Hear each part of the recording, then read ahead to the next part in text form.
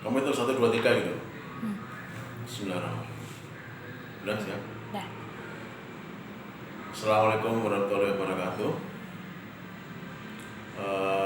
Selamat pagi. Semoga Anda tetap sehat, ya, tetap semangat. Sebelum kita mulai pelajaran, terlebih dahulu kita berdoa agar dimudahkan segala urusan kita ya, dan selalu dalam lindungan Tuhan Yang Maha Esa. Berdoa mulai.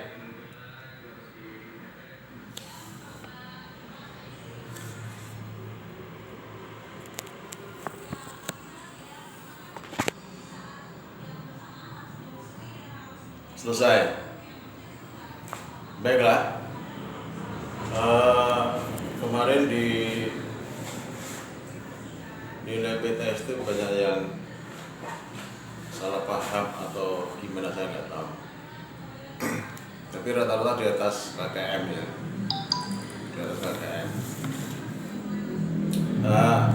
Kemarin ada beberapa yang nanya, untuk pengawet itu apa saja yang alami selain natrium nitrit dan natrium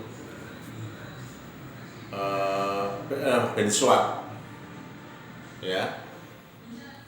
Selain itu yang sifatnya alami itu yang pertama adalah madu, ya. Makanya madu itu bisa untuk mengawetkan, misalkan untuk herbal ditambahkan dengan madu, itu bisa tahan lama. Dengan catatan madunya madu yang asli, ya. Kemudian untuk bahan pengawet berikutnya adalah garam. Dengan kalau dalam teknologi pangan itu dalam cara penggaraman. Ada yang tahu yang di garam apa saja? Misalkan apa? Ikan. Kita garam jadi ikan asin kan? Ya. Kemudian dengan menambahkan gula pemanis, dibuatlah manisan, macam-macam manisan, ya, dan biasanya dari buah yang mempunyai serat tinggi dan sifatnya agak ranum, ya. Nanti minggu depan ada membuat manisan praktek, ya. Kemudian dalam pemanisan ini sebelumnya biasanya ditambahkan zat kapur dulu. Tujuannya apa?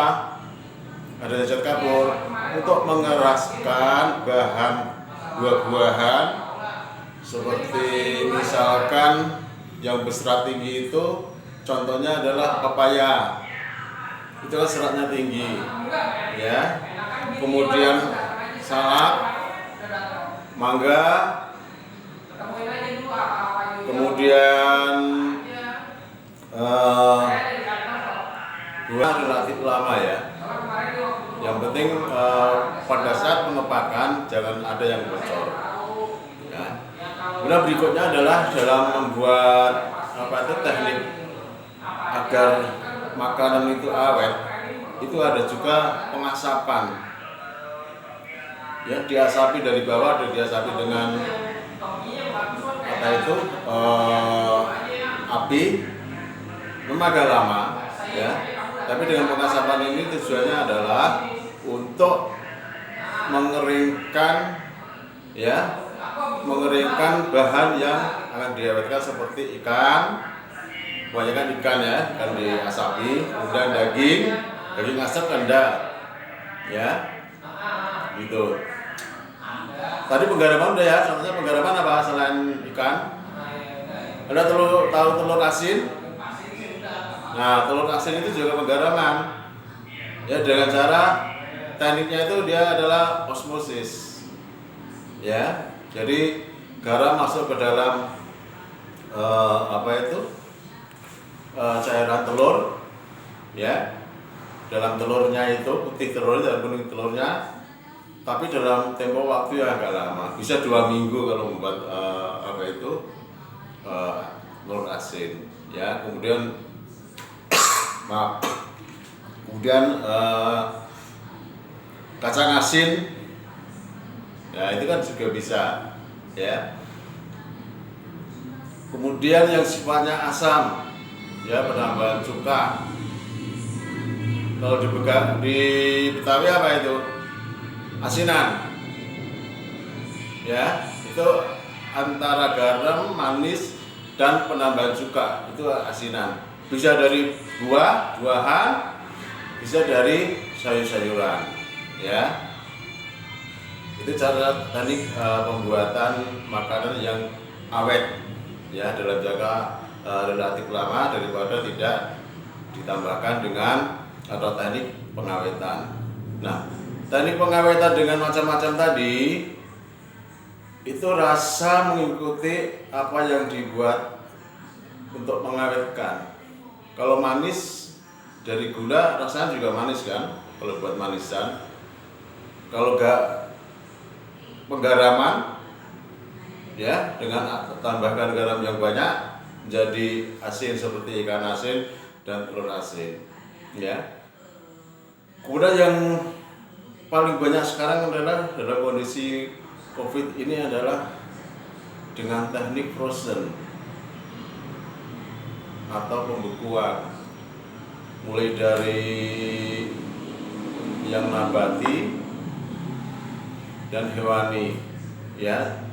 Semua proses pengolahan setelah jadi itu baru dibekukan, ya. Misalkan ikan yang sudah difilet, kemudian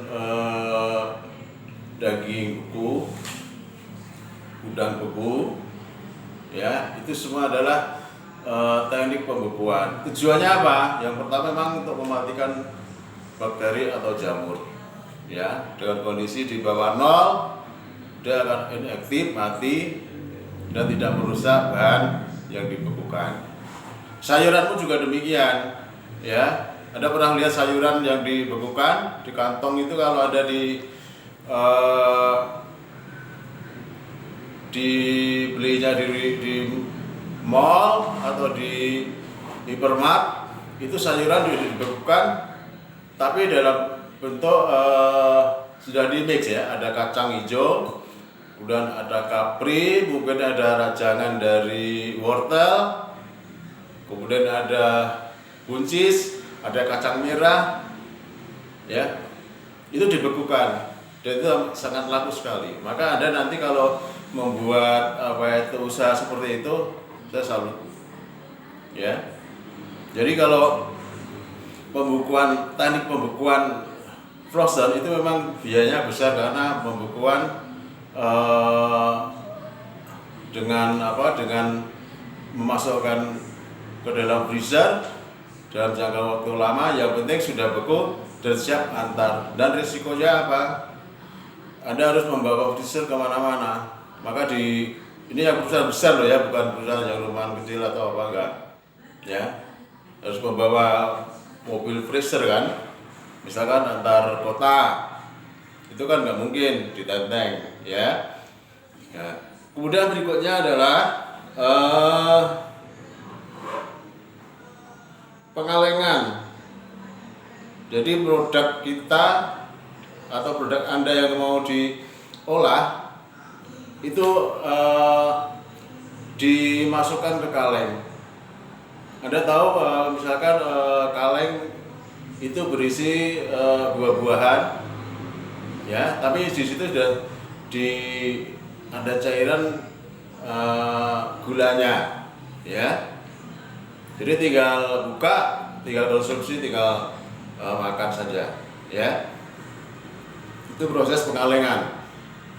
Ada juga pengalengan yang dari ikan, ya, seperti ikan salmon, pengalengan macam-macam ikan itu kan kalau di supermarket atau di toko-toko yang itu nggak usah di freezer kan, jadi itu cukup ditaruh di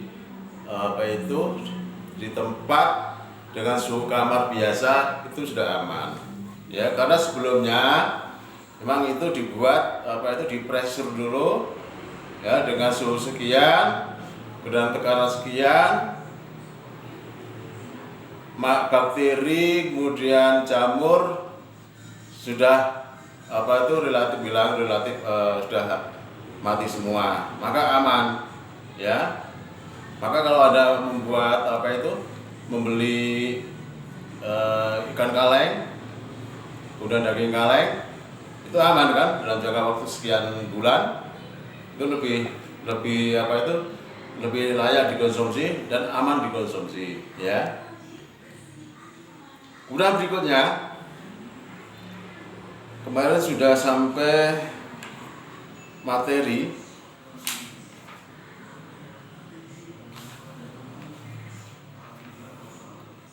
ya, hubungannya dengan teknik persiapan untuk pengawetan tadi. Maka di sini kita akan sampaikan penyimpanan bahan makanan. Nah, sebelum kita kita sampai di sana materinya, maka penyimpanan bahan makanan ini tujuannya adalah menjaga kerusakan yang terjadi karena faktor biologis seperti bakteri, jamur, ya, rusak kan karena bisa fermentasi, ya. Enzim pun juga demikian, ya. Kerusakan mekanis, misalkan kena lecet. Kalau buah kena lecet kan risikonya terinfeksi, tercemar jamur atau tercemar bakteri, akhirnya membusuk, ya. Nah, penyimpanan bahan tadi agar awet, maka dipakailah teknik pengawetan seperti tadi, ya. Kalau nanti per kelompok, minggu depan kita praktek saja sebelum Anda PKL atau PPL, ya, instansi. Saya harapkan Anda besok minggu depan kita praktek di sekolah, ya. Nanti di grup nanti saya sampaikan prakteknya apa saja, ya. Nanti kita kalau bisa disiapkan seperti yang kemarin itu, ya, packagingnya itu jangan satu itulah, satu kelas warnanya sama semua, ya. Kalau bisa yang bervariasi sehingga orang lebih menarik lagi. Ya, boleh nanti asinan boleh, manisan boleh, ya. Dari buah jangan satu buah, misalkan di mix, misalkan buah salak dengan buah kedondong boleh, kemudian buah pepaya boleh, mangga juga boleh. Jadi di mix sehingga orang tertarik, ya. Tekniknya seperti apa nanti kita bicarakan di grup kelompok PKK kelas 12. Ya, mungkin dari saya sekian dulu karena saya juga kurang enak badan. Nanti ketemu minggu depan udah siap, tapi nanti saya update di grup pelajaran PKK kelas 12, ya. Oke, dari saya, ya. Sekian, selalu jaga kesehatan, selalu patuhi protokol kesehatan dengan 3M. Jangan membawa penyakit ke rumah. Jaga kesehatan pribadi, kesehatan keluarga. Sekian dari saya. Assalamualaikum warahmatullahi wabarakatuh. Selamat siang.